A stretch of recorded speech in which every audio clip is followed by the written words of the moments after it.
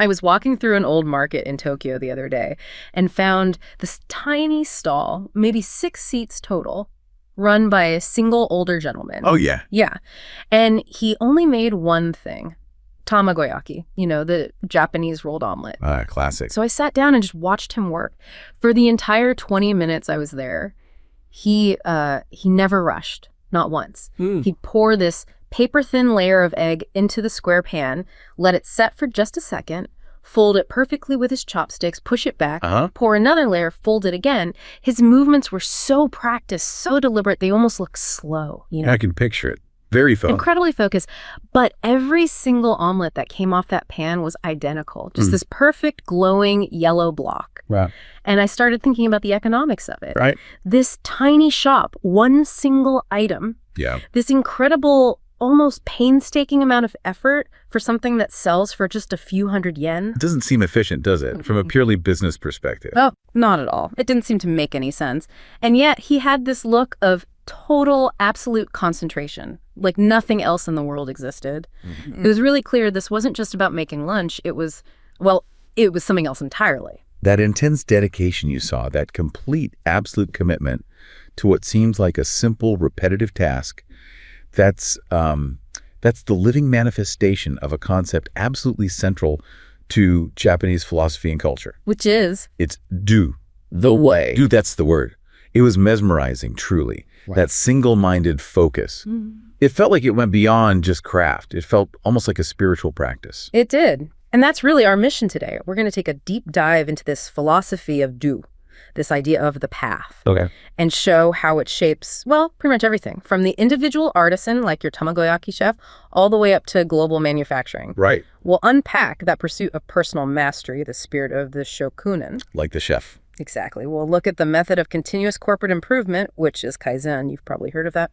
Yeah. Definitely. And we'll explore the actual framework for achieving deep expertise itself, known as Shuhari. Shuhari, okay. And you'll see this isn't just about quaint cultural traditions. It's actually a really powerful and practical framework for achieving excellence in pretty much any field. Okay, so let's start right at the beginning then with the concept itself. Do. We see that suffix attached to so many traditional practices, right? Judo, kendo, sado. Yeah, tea ceremony. Calligraphy. What is the fundamental meaning of that single character, do? Well, the character do is, it's visually and conceptually really powerful. It's often translated as way or path, sure. Right. But if you actually look at the character itself, it contains elements that represent the head and the foot. Oh, interesting. Mind and body. Exactly. Symbolizing the unification of mind and body in movement. On a journey. It's always a journey. Okay. Fundamentally, do signifies a philosophical way of life. It's aimed at refining the mind and spirit, and it goes way beyond just getting better at a technical skill. So it's about personal growth through the practice. Absolutely.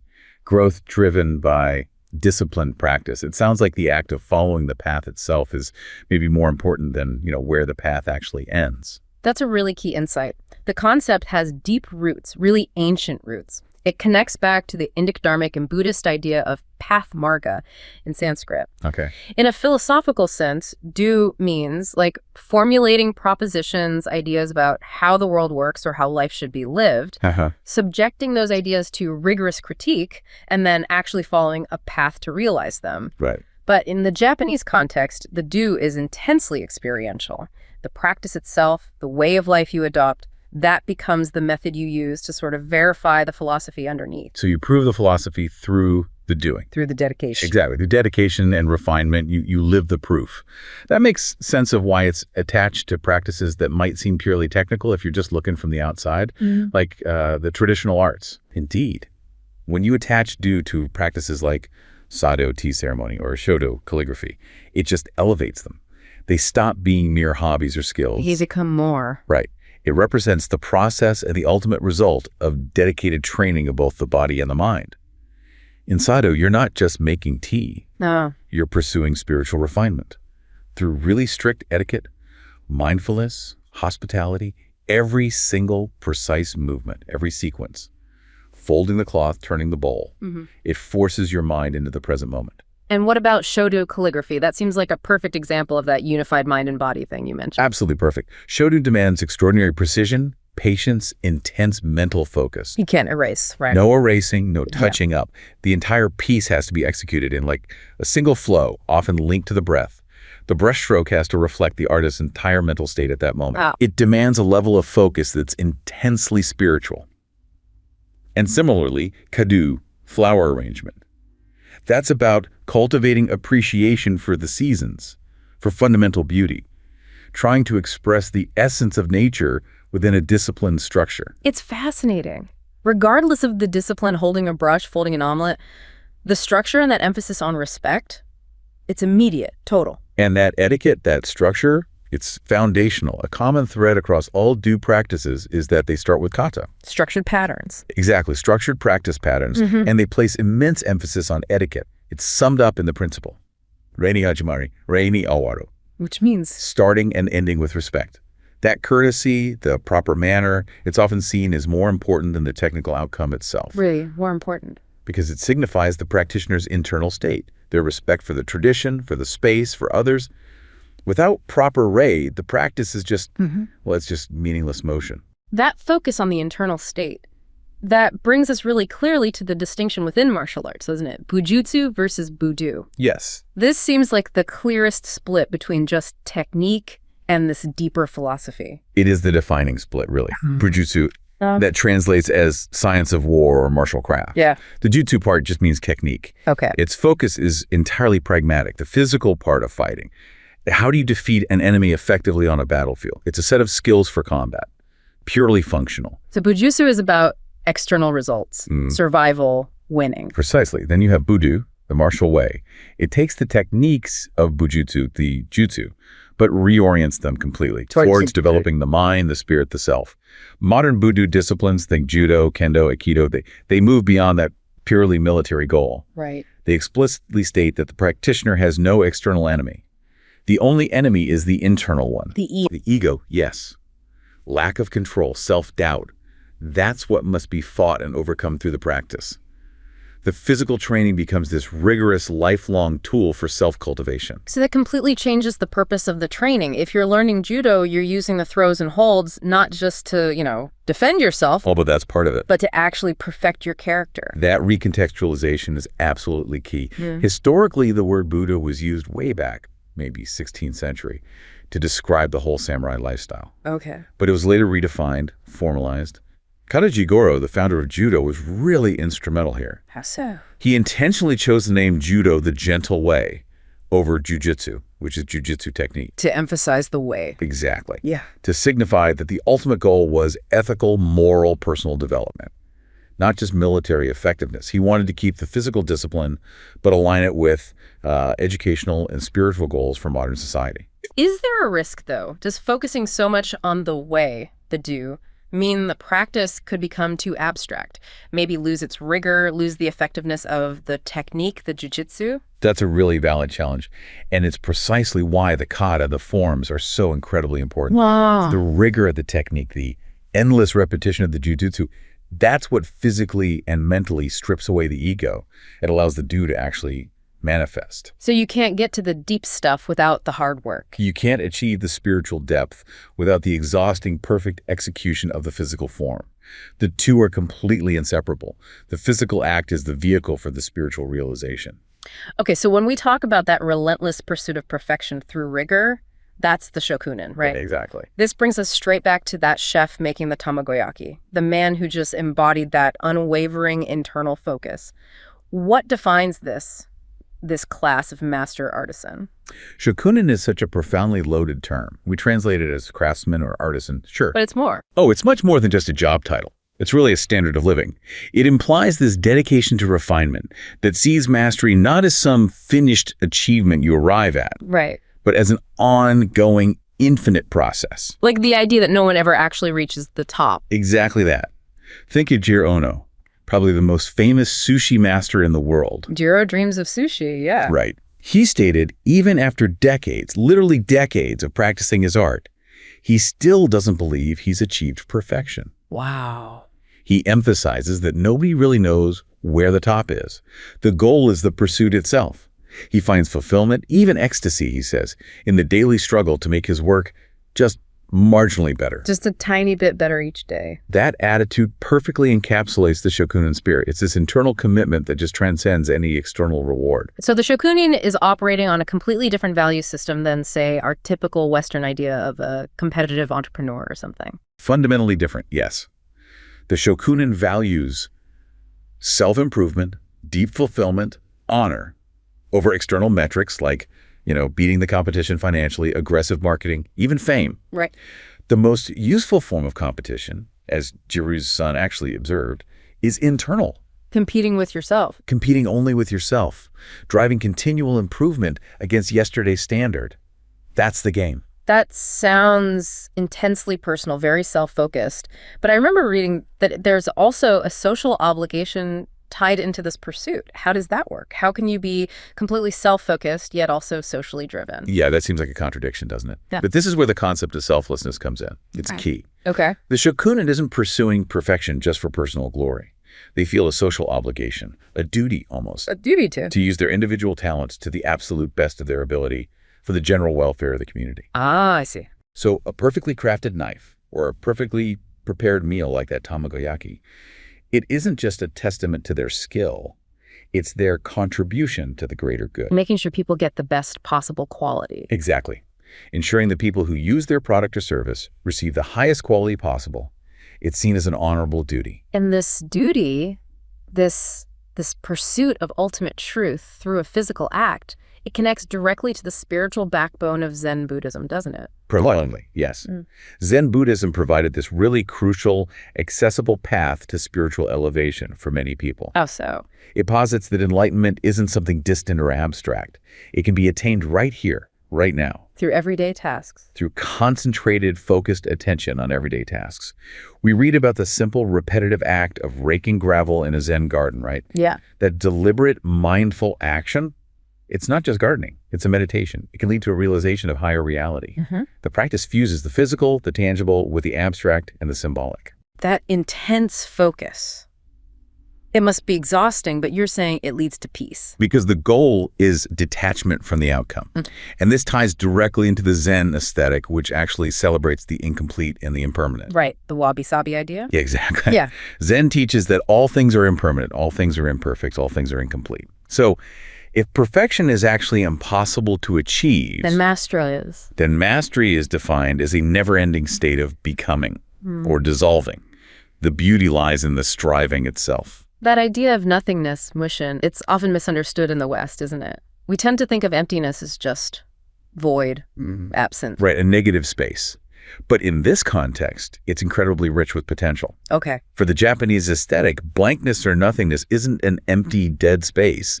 It's a space of potentiality. Potentiality? Yeah, like if the universe is in constant flux, things are either evolving from or dissolving into this state of nothingness. That's like a reservoir of potential. And this worldview informs the Shokunin.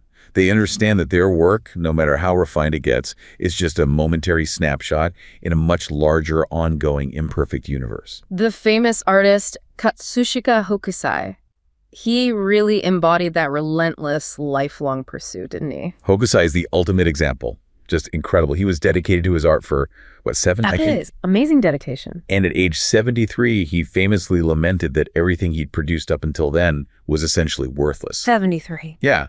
And he claimed that by the time he reached 110, each dot, each line shall surely possess a life of its own. Wow. It just perfectly illustrates his belief that the pursuit of mastery is truly lifelong. It cannot be rushed. It can't be compartmentalized. He was still striving right up until his death at 89. It shows that deep refinement is almost like a multi-generational commitment. Now, this intense, almost spiritual dedication, this Shokunin-ju, it didn't just stay confined to Japan, did it? It had a massive impact on Western art. Oh, huge. Through the movement known as Japanism. Right. It was practically a revolution in the 19th century. In France, you had artists, the Impressionists, who were getting really tired of the stifling rules of the academic style. The official salon style. Exactly. The Academy mandated art based on history or mythology. It insisted on this hyper-realistic finish, totally invisible brushstrokes. Very polished. Very polished. And it actively discouraged intuition.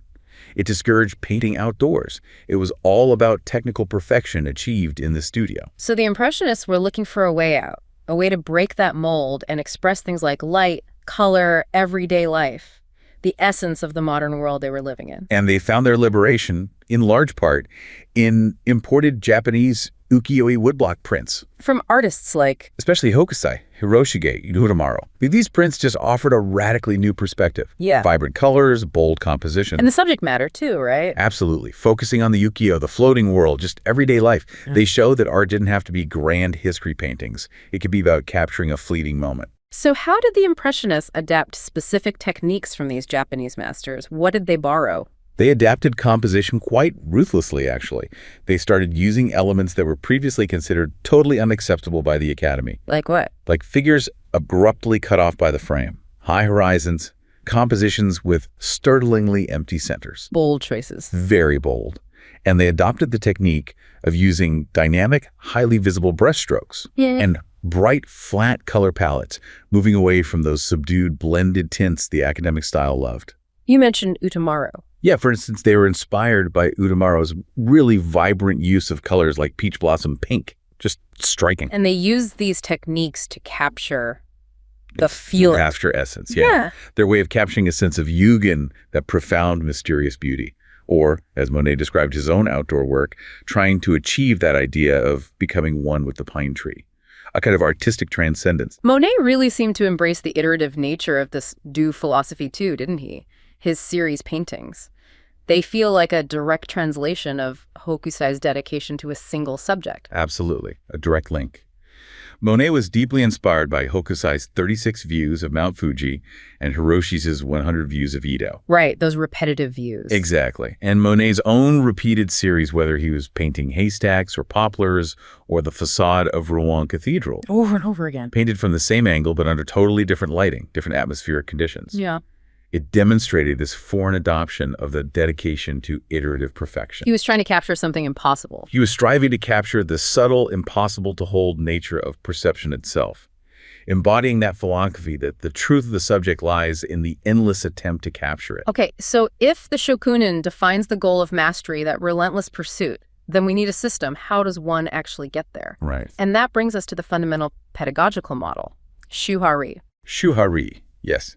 This is the map for the journey of mastery. It's originally a martial arts concept describing 3 essential stages of learning. Okay, 3 stages. Shu, imitation, ha, innovation, and ri, detachment or transcendence. Shuhari. What's fascinating is that its roots are actually even older.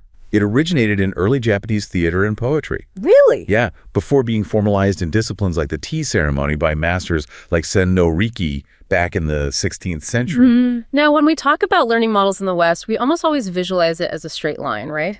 Like a ladder you climb or a pyramid.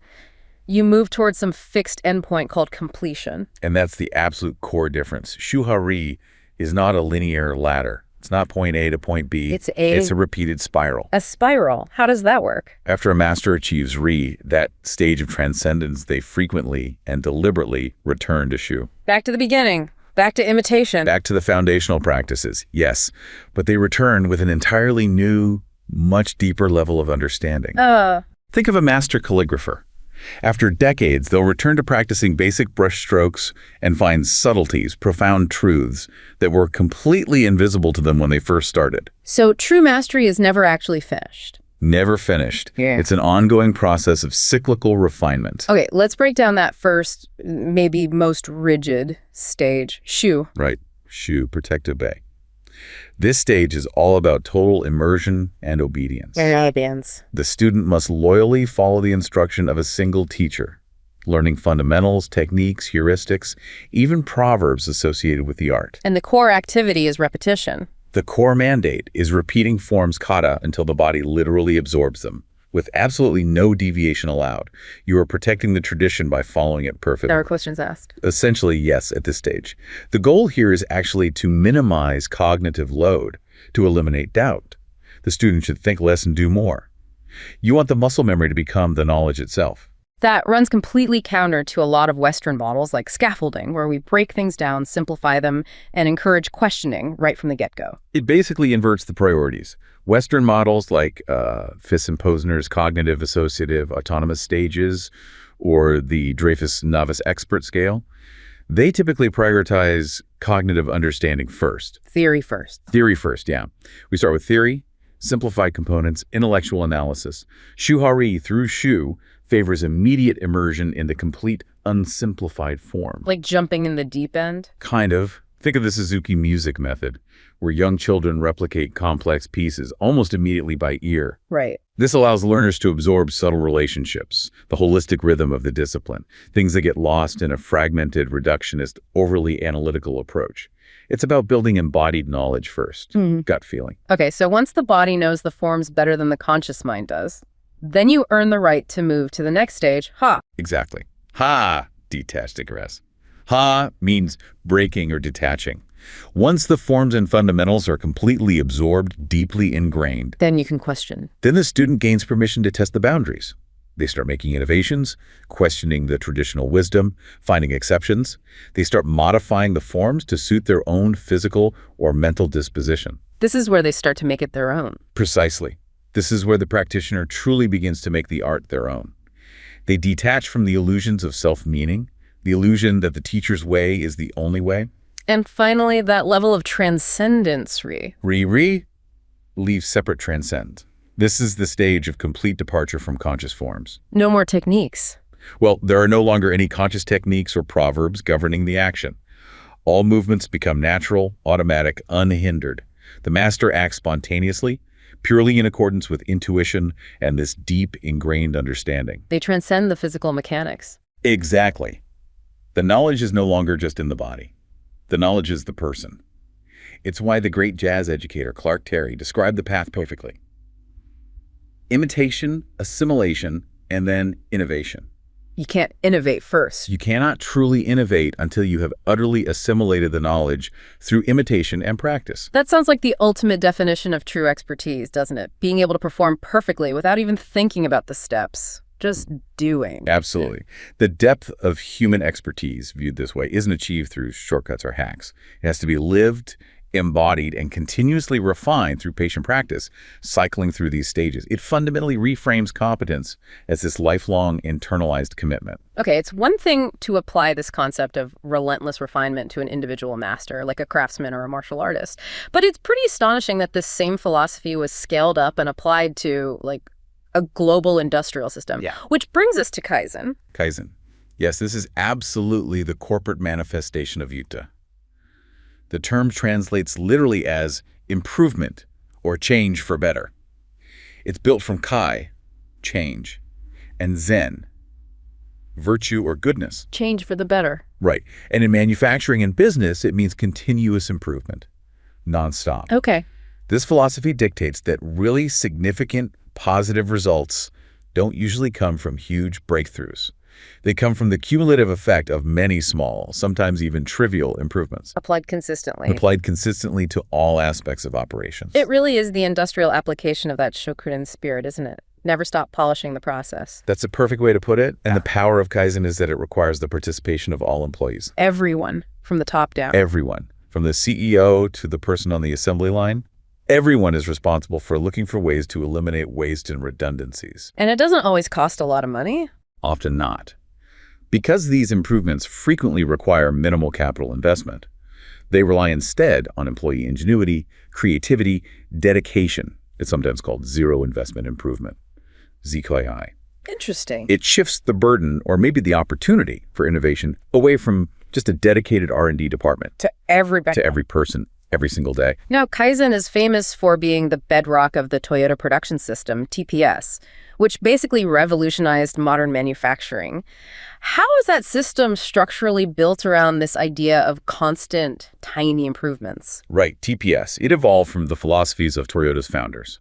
People like Sakichi Toyota, who focused on doing things for others, and his son Kiichiro Toyota, who developed the just-in-time system. Okay. TPS really rests on two main pillars. The first one is just-in-time, JIT. JIT, that's often summarized as making only what is needed when it is needed and in the exact amount needed. Simple but profound. That's the core, yes. Yeah. JIT synchronizes production processes. It links plants, suppliers, everything in a continuous flow. And this eliminates massive costs. Costs associated with? Storage, administrative effort, excess inventory, all that stuff.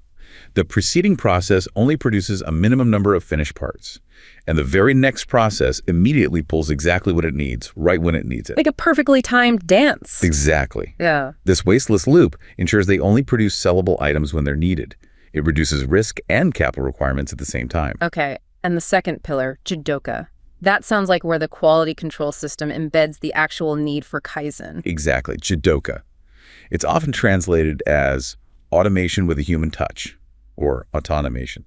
It means building quality directly into the process itself. How does it work? If any abnormality is detected, maybe a mechanical error, a quality flaw, a delay, the machine is designed to stop automatically. Okay. But critically, workers are also empowered and expected to pull the stop cord. It's called an and-on cord. And pulling it halts the entire production line. The whole line stops. That must cause chaos. It seems like it would, but it prevents defective products from moving downstream. It forces immediate correction and investigation right there, right then. But I remember reading something crucial here. Before you can automate effectively with Jidoka, you first have to master the human manual part of the work. That sounds like Shuhari applied to manufacturing. It absolutely is. It's the dough insight applied directly to the factory floor. Before you automate, you must first perfect the work by hand. Why? Because you discover the basic principles of manufacturing through that manual work. You rigorously apply Kaizen to eliminate waste, we'll get to the 3-com in a second, to make the work efficient, safe, achievable by anyone. Master the basics first. Shoo. Master the basics first. Shoo.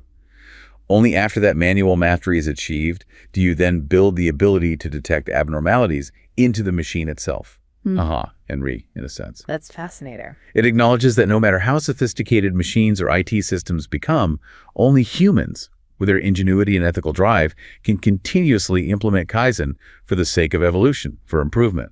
Craftsmanship comes first. Okay, let's detail those 3 sources of loss that TPS aims to eliminate. The 3 mu. Right, the 3 mu. These are the 3 big focal points for rooting out operational inefficiency. First, muda, which means waste. Any non-value added activity. Muda. Second, mura. That means deviations or imbalance in processes. Inconsistency in the workflow. Unevenness. Mura. Imbalance. And third, muri. That's overloading of employees and machines. Forcing the system beyond its sustainable capacity, straining people or equipment. Muri. Overload. And you can see how mura and muri probably cause a lot of muda, the waste. Exactly. They're all interconnected. Yeah. But muda waste is often the biggest target, the most visible one. And Toyota identified 7 specific categories of waste, which is really insightful into how deeply they analyze their operations. Okay, let's hear the 7 wastes of muda. Understanding these is really key to understanding Kaizen in practice. 1, overproduction. Making more stuff or making it faster than the customer actually needs right now. Okay. This is considered the worst waste because it tends to create all the others. 2, waiting. Idle time when work is stopped. Maybe materials haven't arrived or downstream processes are blocked. 3, unnecessary transportation. Moving materials or products around more than is strictly necessary. Adds cost, no value. 4, processing waste. Using inappropriate or overly complex methods, or just processing a product beyond the required quality standard, gold plating it. 5, inventory. Yeah. Having excessive raw materials, work in process, or finished goods just sitting around. They have to be stored, financed, managed. Dead weight. 6, 6, motion. Unnecessary movement by people. Reaching, bending, searching for tools. Any movement that doesn't directly add value to the product. and 7. 7, defects. Products or services that need rework or have to be scrapped or require extra inspection. Consumes time and materials needlessly. Wow. When you break it down like that, you realize these wastes aren't just in car factories. They applied everywhere. Yeah. Designing software, managing an office, running a kitchen. Absolutely. Excessive motion is the tamagoyaki chef making one extra unnecessary fold with his chopsticks. Precisely.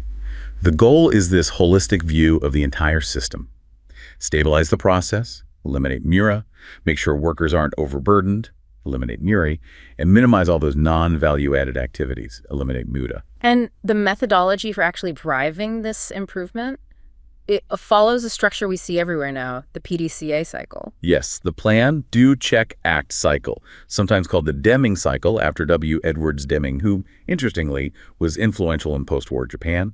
It's the engine of Kaizen. Plan, do, check, act. You plan the small improvement, you do it, implement it, you check the results against your goal, and then you act, either standardize the improvement if it worked, or restart the cycle with a new plan if it didn't. Continuous loop. And there are specific tools used with this cycle, right? Like the 5S movement. Right. Two key practical tools often used with PDCA are the 5S movement and the 5 Whys. The 5S movement is all about workplace organization, creating a clean, orderly, efficient environment. Okay, what are the 5 S's? They are Seri, sort of get rid of unnecessary stuff. Seton, set in order, organize everything, a place for everything and everything in its place. Seiso, shine, keep the workplace clean, pristine even. Seketsu, standardize, set standards so the first 3 S's become habit. And Shitsuka, sustain discipline, make cleanliness, and order a personal concern, maintain the standards. That last one, discipline, sounds crucial, making it stick. It's the most crucial and often the hardest. It ensures the improvements aren't just a one-off cleanup, but become the new way of working. It instills personal discipline through organization.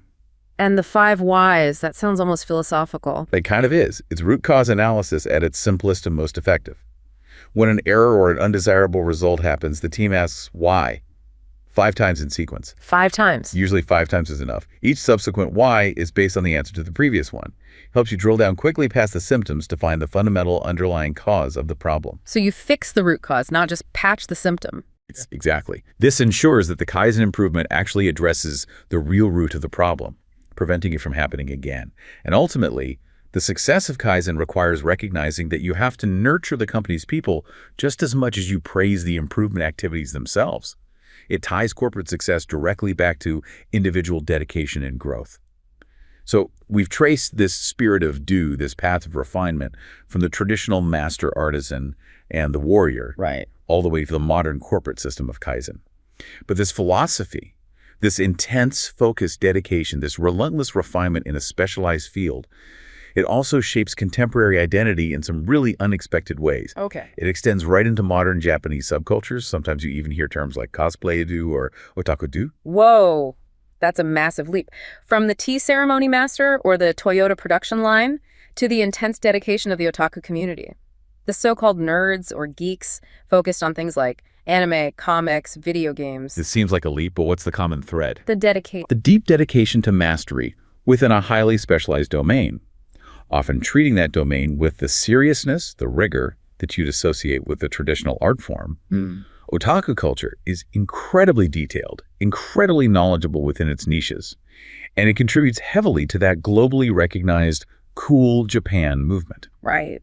Now, while this community is obviously highly comfortable, highly acclimatized to computer-mediated communication space, CMCS, the internet, they live online, basically. A lot of interaction happens there, yes.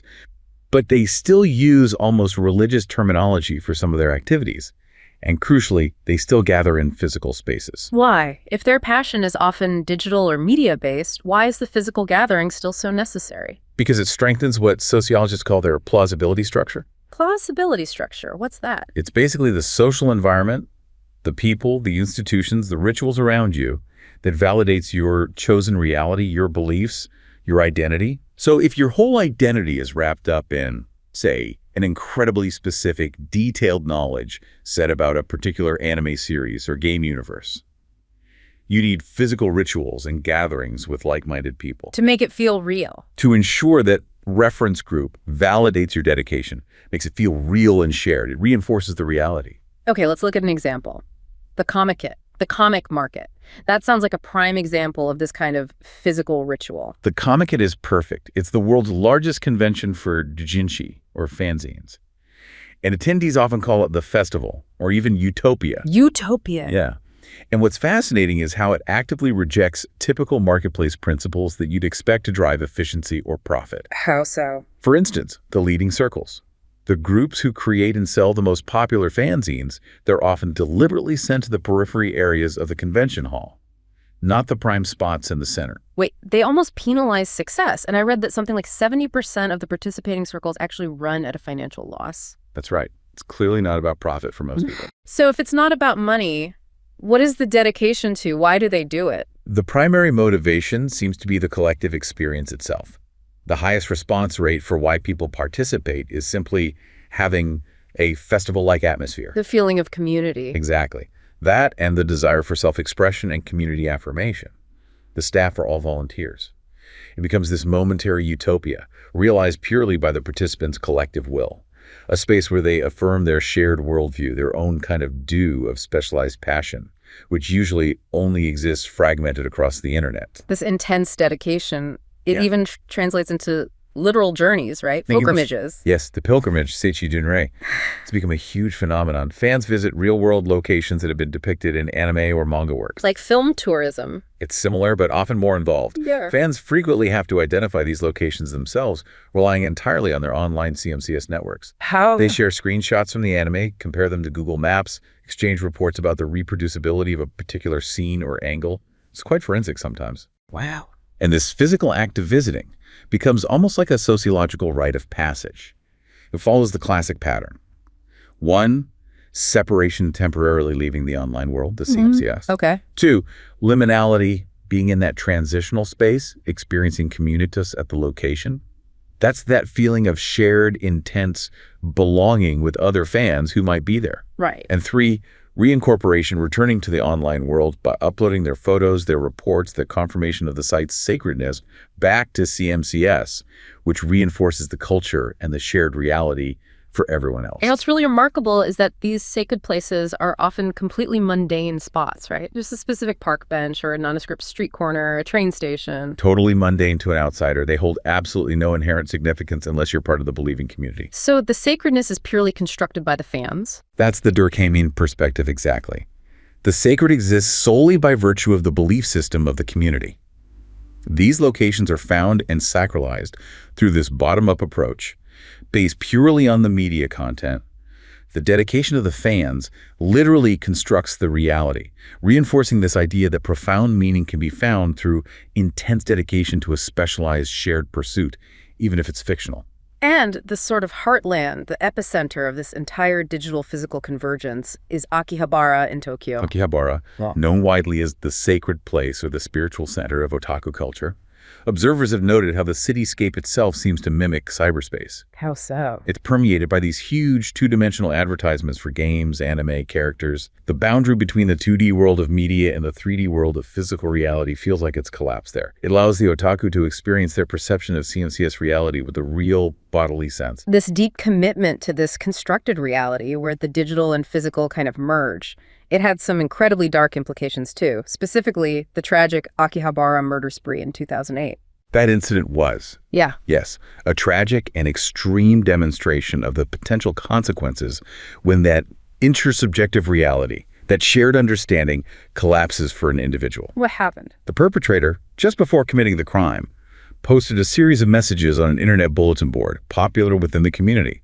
He was clearly seeking attention, expressing this deep grievance about being neglected, ignored both in the real world and significantly in the internet world. And he said something chilling. He stated, chillingly, "I wanted to be stopped by a person who had read my messages." So he used the online space, the CMCS, to announce his plan, and then chose the physical location, Akihabara, precisely because it was the recognized nexus point, the place connecting the real world with the virtual community he felt part of and rejected by. Exactly. It revealed, in the most horrific way, the intense psychological importance of those significant others, even if they're just fellow netizens on a bulletin board, in constructing and maintaining an individual's reality. The physical location was chosen specifically because it linked his dedicated, specialized virtual community with his real-world actions. So that incident tragically underscores the immense power these chosen communities, these shared dedications, these modern forms of do, perhaps have in defining and reinforcing reality for those deeply immersed in them. It does. It shows how profoundly dedication, whether it's directed at craft or corporate efficiency or media culture, literally constructs the world the practitioner inhabits, for better and sometimes for worse. That really brings our whole journey full circle, doesn't it? Highlighting how profound dedication shapes everything. What a journey it's been. Yeah. We started with the almost microscopic perfection of a single rolled omelet, the essence of the Shokunin. Yeah. We traversed the huge corporate macro systems of continuous improvement with Kaizen. Yeah. We analyzed the step-by-step stages of acquiring deep skill through Shuhari. The spiral of learning. And we ended up exploring the festival-like utopias and sometimes the tragic corners of modern otaku culture and their own paths of dedication. And the core thread, the thing uniting all these really disparate fields, the martial artist, the impressionist painter inspired by Japan, the line worker at Toyota, the fanzine creator at Comiket, it all seems to come back to that spiritual dedication embedded in Do. It does. It's the pursuit of a process, a methodology, that is refined endlessly, often for its own sake. So this deep dive really reveals that true mastery, whether you're talking about a sushi chef, a calligrapher, a team building a car, maybe even a dedicated fan. It isn't really a destination you arrive at. No, it seems to be a deliberate, cyclical return to the basics, always refining. The deepest forms of human expertise, it seems, just cannot be rushed or simplified down. They have to be lived, truly embodied, and continually refined through patient, dedicated practice. The goal isn't just to complete the task, is it? It's something more. It feels like the goal becomes making the execution itself, the striving, the point of the whole endeavor, turning one's daily efforts, even the struggles, into a kind of well-lived art, and maybe, through that process, becoming a truer, more realized version of oneself.